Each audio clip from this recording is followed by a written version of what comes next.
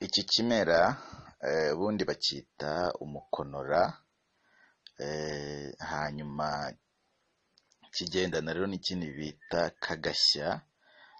Ibyo bimera byombi rero ubusanzwe ni ibanga ry'abadamu, hari abo babyita ibanga ry'abadamu kuko kenshi na kenshi bifasha abadamu kandi bigatuma gahunda zabo zigenda neza. Dore rero icyo bifashaho abadamu, abagore muri rusange. Ibimera umukonora ibimera byombi ni ukuvuga ngo icyo bifasha umudamu, abagore, ni uko bituma imyanya yabo, umubiri wabo woroha. Icya kabiri ni uko ibi bimera bituma umugore agira amavangingo menshi cyangwa se amavangingo ahagije, ububobere buhagije, ntihabeho kuma cyangwa kumva agugaye mu gihe ari kurangura amabanga y'urugo, ahubwo ntihabeho no kwinginga amavangingo kugira ngo aze cyane, aze mbese bigoranye, bayinginge mbese kugira ngo aze, ahubwo mu gihe iki kimera wagikoresheje, ibyo bimera byombi wabikoresheje, iyo uri kurangura amabanga y'urugo, amavangingo araza kandi akaza ku buryo bworoshye.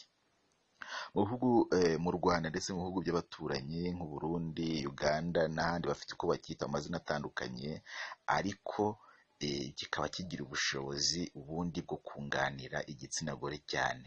Rero iyo ugifashe ugira amavangingo, ugira ububobere buhoraho kandi butapfa gushira ngo wume wumva uragugaye, amavangingo yawe akaza bitagoranye, bitabayeho kuyashaka ku buryo bugoranye, kandi ukagira ubushake, umuntu w'umugore akagira ubushake bw'imibonano kandi umubiri we ukoroha.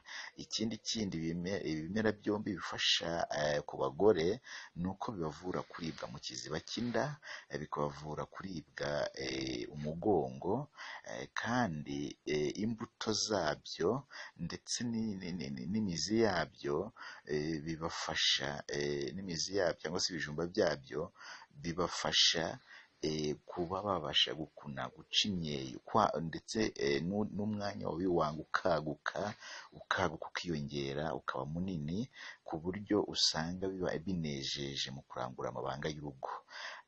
Hanyuma rero ibimera nanone bikavura n'ifumbi, kandi ugasanga biranakuvura ku ikibazo cy'umutwe.